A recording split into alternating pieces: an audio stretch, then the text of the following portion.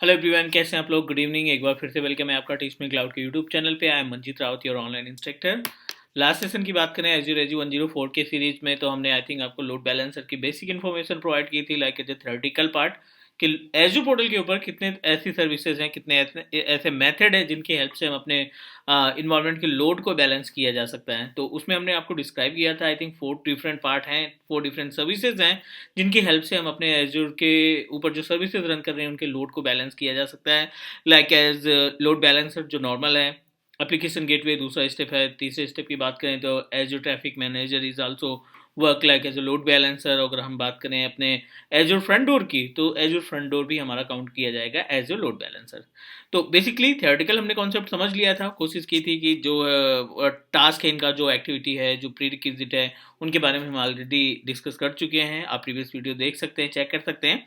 अभी के लिए हम प्रैक्टिकली परफॉर्म करने वाले हैं, लाइक एज कि नॉर्मल लोड बैलेंसर का वीडियो पहले तैयार कर लेते हैं, फिर उसके साथ साथ हम एप्लीकेशन गेटवे, ट्रैफिक मैनेजर या फिर जो एज्योर फ्रंट डोर की सर्विस है इनके बारे में भी बात करेंगे। लेकिन आज के लिए इस पर्टिकुलर वीडियो या इस पर्टिकुलर क्लास की अगर हम बात करें, एजेंडे की बात करें, तो इसमें हम आपको बताने वाले हैं कि लोड बैलेंस कैसे एज्योर पोर्टल के ऊपर जो वर्चुअल मशीन या जो वेब सर्वर या जो आपने एप्लीकेशन सर्वर इस्टेब्लिश कर रखे हैं उनके ऊपर लोड को कैसे बैलेंस किया जाता है। ठीक है, तो कॉन्सेप्ट हमारा बिल्कुल क्लियर है। एज्योर लोड बैलेंसर के बारे में बात करने वाले हैं, कुछ यूनिक से फीचर, कुछ जो स्टेप्स हैं उन सभी के बारे में डिस्कस करेंगे स्टेप बाय स्टेप। तो as per the name suggest, अगर हम यहाँ पे बात करें टास्क की, तो एज वी नो दैट कि load balancer as per the name suggest with the help of Azure load balancer service हम अपने एनवायरनमेंट जो भी ट्रैफिक है उस ट्रैफिक को मैनेज करने का काम करते हैं, उस लोड को मैनेज करने का काम करते हैं। तो नॉर्मली यहाँ पे हम क्या करने वाले हैं, if we talk about prerequisite, तो हम यहाँ पे 2 इंस्टेंस क्रिएट करेंगे। ठीक है, और दोनों इंस्टेंस में अलग अलग एक डमी वेबसाइट बनाएंगे। तो आपके ऊपर डिपेंड करता है कि ये जो इंस्टेंस है ये आप किसी भी प्लेटफॉर्म पे बना सकते हैं, like as if you good with Linux, तो आप रेड हैट के प्रोडक्ट पे आप एक्सपर्ट हैं। If you know very well about the red hat product, तो आप लिनक्स पे प्रोसीड कर सकते हैं, या फिर आप विंडोज़ में कंफर्टेबल हैं तो आप विंडोज़ ऑपरेटिंग सिस्टम भी परचेज कर सकते हैं। डिफरेंस इसमें यही है कि अगर आप लिनक्स पे जाते हैं तो आपको अपाचे इंस्टॉल करना आना चाहिए। ठीक है, और अगर आपके विंडोज़ पे मूव करते हैं तो डेफिनेटली आईएएस सर्विस हेल्प करेगी आपकी to establish a web server. ठीक है, ये तो पहला रिक्वायरमेंट हो गई, ये पहली रिक्वायरमेंट हो गई। दूसरी रिक्वायरमेंट, छोटी छोटी बातों के पे ध्यान रखना है हमें। पोर्ट नंबर 3389 हमें ऐड करना पड़ेगा, पोर्ट नंबर 80 हमें ऐड करना पड़ेगा। As per the name suggest 3389 RDP के लिए हो जाएगा, पोर्ट नंबर 80 जिससे एचटीटीपी के थ्रू आप बाहर से अपने वेबसाइट को एक्सेस कर सकते हैं। राइट, ये प्रीरिक्विजिट हो गई। तीसरे नंबर की अगर हम बात करें तो एक डमी वेबसाइट। ठीक है, इसमें हम क्या करेंगे, एक डमी वेबसाइट तैयार करेंगे, क्योंकि हमें लोड को बैलेंस लोड के जो जो जो बैलेंस करते हैं उस लोड बैलेंसर को प्रॉपर तरीके से प्रैक्टिकली देखना है, तो एक डमी वेबसाइट हम डिज़ाइन कर देंगे। और चौथा स्टेप जो अपना जाएगा वो रहेगा अवेलेबिलिटी सेट। ठीक है, ये बहुत ही इम्पॉर्टेंट आप बोल सकते हैं कि प्री रिक्विजिट है availability set. Without availability set आप जितने भी नंबर ऑफ इंस्टेंस बना लें उन सभी को एक साथ लोड बैलेंसर में नहीं टैग कर पाएंगे। तो अगर आप वीएम पे प्रोसीड कर रहे हैं, वर्चुअल मशीन क्रिएट करके उसको लोड बैलेंसर में लाना चाहते हैं, तो you must need to create your all virtual machine in same availability set. अगर वीएमएसएस है तो उसमें अवेलेबिलिटी सेट की रिक्वायरमेंट नहीं पड़ेगी। राइट, ये तो हो गई वीएम से रिलेटेड बात। उसके बाद फिर हम मूव करेंगे एलबी पे। नेक्स्ट स्टेप, ये स्टेप अगर हम पूरे कर लेते हैं तो हम लोड बैलेंसर क्रिएट करेंगे और जो भी इंस्टेंस है उस इंस्टेंस को अपने उस लोड बैलेंसर में ऐड करने का काम करेंगे। ठीक है, और भी ऑप्शन है, like as a NAT rule है, और भी सेपरेट सेपरेट ऑप्शन है, उनके बारे में बात करेंगे। लेकिन पहले पोर्टल पे चलते हैं और बेस से स्टार्ट करते हैं, वर्चुअल मशीन से स्टार्ट करते हैं, विंडोज़ की मशीन क्रिएट करते हैं अवेलेबिलिटी सेट के साथ, और उसमें उन इंस्टेंस को अपने लोड बैलेंसर में अटैच करने का काम करेंगे, टैग करने का काम करेंगे। ठीक है, क्रिएट वर्चुअल मशीन पे जाते हैं और यहाँ पे एक इंस्टेंस बना देते हैं। Instance must be a part of availability set. तो ये हमें ध्यान में रखना है कि जो भी इंस्टेंस हम क्रिएट करें वो पर्टिकुलर अवेलेबिलिटी सेट में होना चाहिए। एज्योर क्लास 1 हमारा जो वर्चुअल मशीन का रिसोर्स ग्रुप है, web 1, this is our virtual machine 1। I want to create in central US location, और यहाँ पे देखिए ये अवेलेबिलिटी ऑप्शन दिखाई पड़ रहा है। तो जोन और सेट दो ऑप्शन दिखाई पड़ते हैं, आपको सेट पे मूव करना है। ऑलरेडी हम डिस्कस कर चुके हैं इस पे कि क्या क्या होता है इसमें, फॉल्ट डोमेन या अपडेट डोमेन की क्या वैल्यू होती है। हमें सिर्फ यहाँ पे नेम पे प्रोसीड कर देना है, ट्रेनिंग सेट हम नाम दे देते हैं इसका। ठीक है, ठीक है। और 2 और 5, 2 फॉल्ट डोमेन है, 5 अपडेट डोमेन है, not an issue, we have already discussed about it. Virtual machine जहाँ पे हमने स्टार्ट किया है, जिस सीरीज़ की बात करें तो आई थिंक 14 या 15th क्लास है, उसमें आप वेरीफाई कर सकते हैं कि इसका एक्चुअल में बैकएंड में क्या होता है। ठीक है। यूज़र आईडी पासवर्ड, ये आपके लोकल एडमिनिस्ट्रेटर का यूज़र आईडी पासवर्ड जाएगा। Normal user ID password mention करने के बाद पोर्ट नंबर 80 और port number 443, port number 80 and 3389 ये आपको ऐड करना पड़ेगा, क्योंकि एक आरडीपी एक्सेस करने के लिए हेल्प करेगा, और दूसरा जो भी वेबसाइट आप क्रिएट करेंगे ना, उस वेबसाइट में उस वेबसाइट को out of the network access करने में आपकी मदद करेगा, राइट। तो दूसरी वीएम हम तब तक नहीं तैयार कर सकते जब तक पहली virtual machine with availability set ना तैयार हो जाए, क्योंकि ये जो वीएम हम तैयार कर रहे हैं, प्रोसीड कर रहे हैं, कहीं ना कहीं ये बैकएंड में अवेलेबिलिटी सेट को कंटेन करके रखेगा, राइट। और फिर जैसे ये मशीन रेडी हो जाती है, हम दूसरे इंस्टेंस को क्रिएट करेंगे। इंस्टेंस क्रिएट करने के बाद हम इनका आरडीपी लेंगे, वर्चुअल मशीन्स का आरडीपी एक्सेस करेंगे, और इसमें डमी वेबसाइट दोनों इंस्टेंस में, वर्चुअल मशीन 1 और वर्चुअल मशीन 2 में जो है डमी वेबसाइट तैयार करेंगे। एंड देन लास्ट ऑप्शन रहेगा लोड बैलेंसर। इन इंस्टेंस को लोड बैलेंसर में टैग करेंगे और एक्सेस कर लेंगे, ठीक है। तो ये हमने प्रोसीड किया।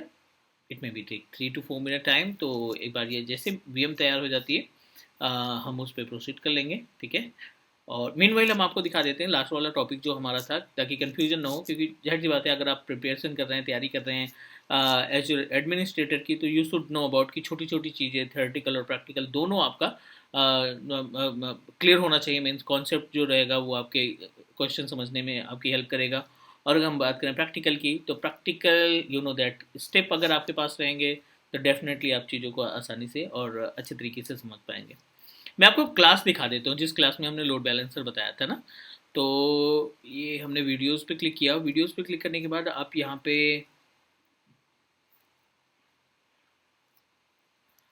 आई थिंक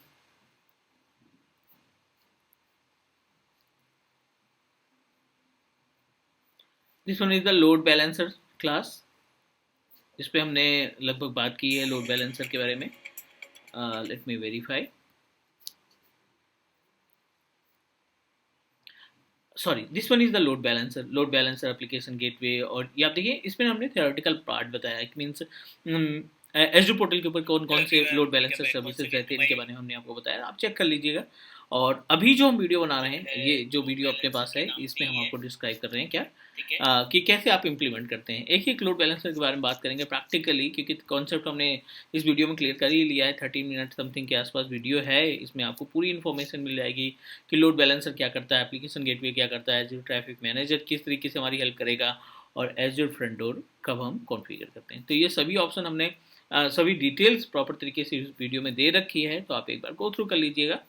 और अभी के लिए हम यहाँ पे वीएम तैयार कर रहे हैं, और वीएम क्रिएट होने के जस्ट बाद हम इसमें वेबसाइट, डमी वेबसाइट तैयार करेंगे, और फिर लोड बैलेंसर में इनको अटैक करने का काम करेंगे, ठीक है। So still in progress, 1-2 minute में भी और लगे। और उसके जस्ट बाद हम क्या करेंगे, जो इंस्टेंस क्रिएटिंग में है ना, इस इंस्टेंस का हम कर लेंगे RDP access.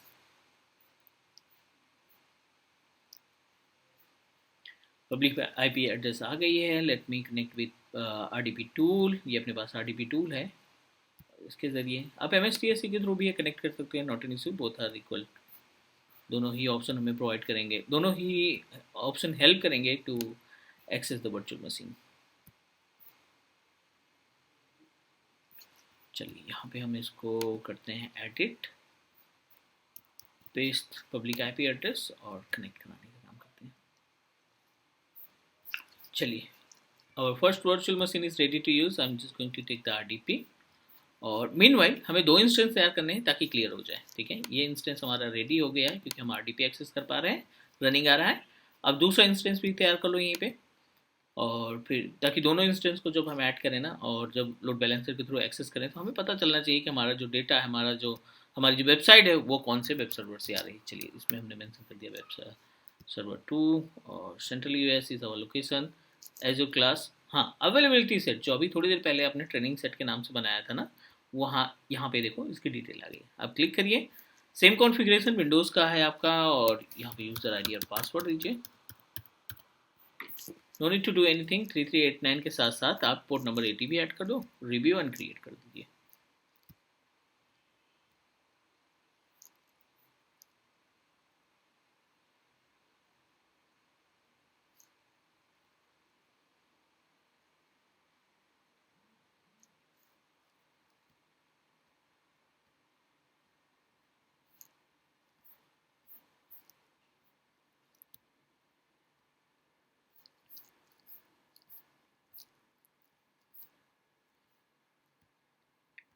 Everything is okay, बस वैलिडेट कराना है इसे।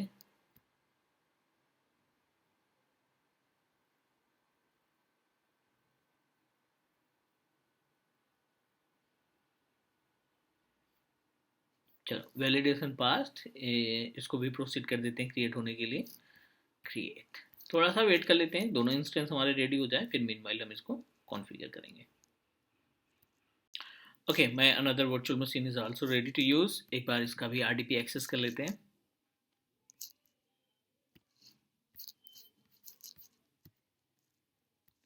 एंड देन इसमें एक डमी वेबसाइट तैयार करनी पड़ेगी, और उस डमी वेबसाइट के थ्रू हम क्या करेंगे, वर्चुअल मशीन को अपने लोड बैलेंसर में ऐड करेंगे, ताकि एलबी की जब पब्लिक आईपी एड्रेस हम मेंशन करें यूआरएल के ऊपर, तो we will get the data from both virtual machine, right.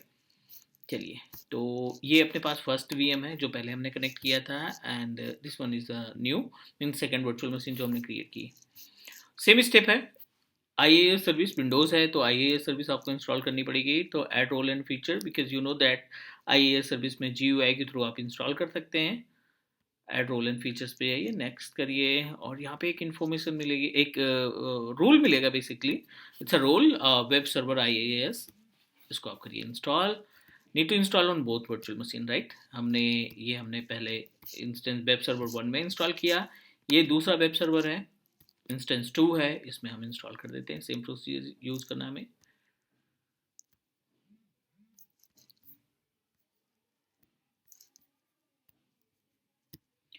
चलिए, we successfully proceeded to install internet information services.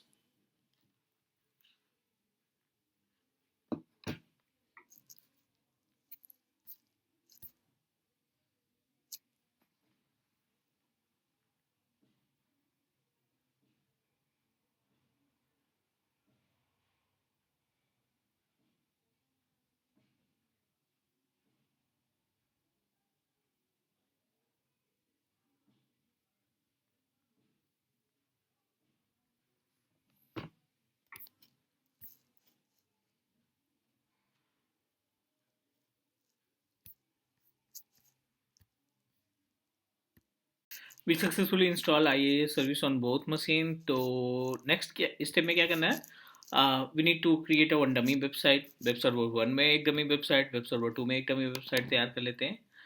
इसके लिए हमें क्या करना है, माई कंप्यूटर ओपन करना है, दिस पीसी जिसको हम बोलते हैं, एंड सी ड्राइव ओपन करिए, INT पब ओपन करिए, इसके अंदर एक फोल्डर होगा www रूट का, और यहाँ पे देखो IaaS सर्विस है, राइट क्लिक करिए, इसको ओपन विथ नोट पैड कराना है आपने, क्योंकि चेंजेस करने हैं तो ओपन विथ नोट पैड करके ना HTML में कुछ जो डॉक्यूमेंट है उसमें एडिट कर लेते हैं। दिस इज वेब सर्वर 1, ठीक है, और एज इट इज दूसरे वाले सिस्टम में कर लेना है हमें। This one is the second web server, और open this PC, C drive, INT pub, www root, IaaS start, और यहाँ पे हम क्या करना है, this is test web server 2, ठीक है। यहाँ पे हमने this is test web server 2, दोनों को आइडेंटिफाई करने के लिए अलग अलग वेबसाइट हमने लॉन्च कर दी है, क्रिएट कर दी है। और एक तो तरीका ये है कि आप इन इंस्टेंस का जो भी वर्चुअल मशीन हमने बना रखी है ना, अगर आप इनकी पब्लिक आईपी एड्रेस को कॉपी करेंगे और यूआरएल पे पेस्ट करेंगे, तो डेफिनेटली जो आपने चेंजेस किया है ना, वो चेंजेस आपको दिखेगा लाइक दिस। बट यहाँ पे मोटो जो है हमारा वो अलग है, कि हम दोनों इंस्टेंस को लोड बैलेंसर में रखना चाहते हैं। तो फटाफट एलबी तैयार कर लेते हैं। नेटवर्किंग में चलिए आप, लोड बैलेंसर दूसरा ऑप्शन है, load balancers not load balancer. और यहाँ पे देखो 3 ऑप्शन दिखाई पड़ रहे हैं, हमें क्रिएट करना है लोड बैलेंसर, क्लिक करिए आप, एंड क्रिएट।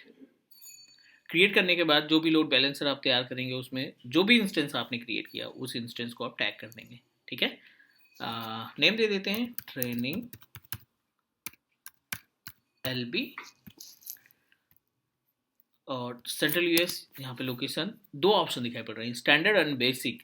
स्टैंडर्ड के केस में क्या हुआ, SKU है, स्टॉक कीपिंग यूनिट है। स्टैंडर्ड के केस में आप 1000 वर्चुअल मशीन ऐड कर सकते हैं इन लोड बैलेंसर, बैकएंड में लोड बैलेंसर के, और बेसिक में 100 मशीन आप इंस्टेंसेस को रख सकते हैं in backend of our load balancer. तो हम बेसिक प्रोसीड कर लेते हैं, टाइप में पब्लिक और internal as per the name suggest. हम इसको वर्ल्ड वाइड एक्सेस करना चाहते हैं, इस वजह से पब्लिक करेंगे। इंटरनल एक्सेस करना है यानी वीनेट के अंदर, विद इन वीनेट एक्सेस करना है, तो आप इंटरनल पे प्रोसीड करेंगे। टीयर की बात करें तो रीजनल है, नॉट एन इशू। ग्लोबल नहीं हो सकता क्योंकि स्टैंडर्ड के केस में आपको ग्लोबल मिलेगा, बेसिक के केस में सिर्फ रीजनल मिलेगा। Means within the region जो आपने बना रखा है उसी रीजन की इंस्टेंस को केवल आप ऐड कर पाएंगे। अगला स्टेप है front end IP. So front end IP क्या होता है, public IP address of our load balancer. तो आपको कुछ भी नहीं करना है, यहाँ पे ऐड फ्रंट एंड आईपी में जाकर के एक कोई सा भी नेम दे दीजिए, टेस्ट आईपी, ठीक है। यहाँ पे हम नाम दे देते हैं, we don't have any IP तो क्रिएट न्यू कर दो आप, पब्लिक आईपी दे देते हैं नाम, यहाँ पे ओके कर देते हैं।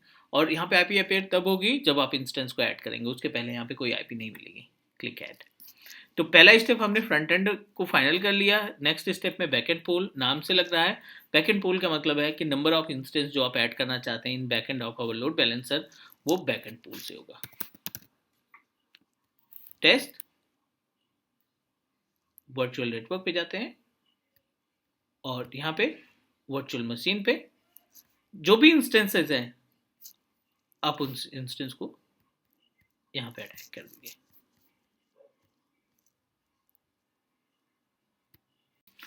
ठीक है, दोनों इंस्टेंस आ गए, आप करिए यहाँ पे ऐड। ध्यान रखना ये तभी आएंगे जब आपके दोनों इंस्टेंस जो हैं सेम अवेलेबिलिटी सेट में है। अगर अवेलेबिलिटी सेट आपने नहीं तैयार किया तो सिर्फ एक इंस्टेंस दिखेगा, दूसरा इंस्टेंस आपको नहीं दिखाई पड़ेगा।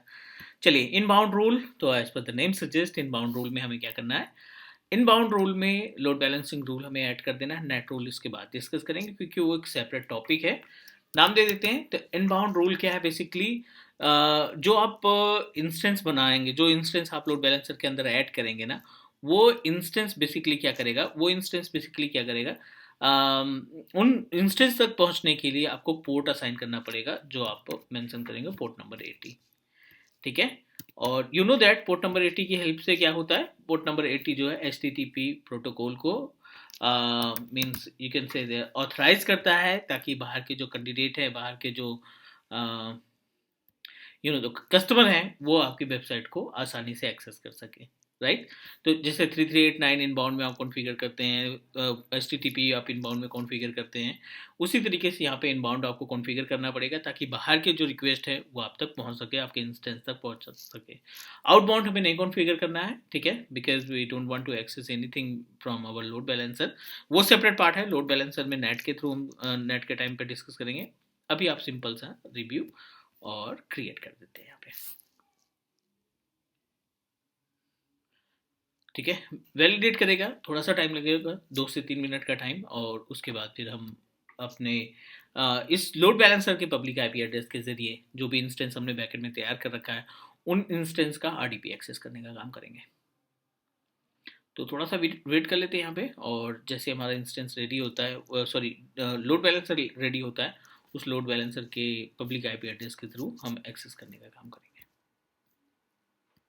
विद इन 3 to 4 मिनट अपने पास जो लोड बैलेंसर में प्रोसीड किया था वो रेडी हो चुका है। आप ओपन करिए इसको, और यहाँ पे एक पब्लिक आईपी एड्रेस मिलेगी हमें। उस पब्लिक आईपी एड्रेस के थ्रू इस फ्रंट एंड आईपी पे हमें पब्लिक आईपी एड्रेस की डिटेल आ जाएगी।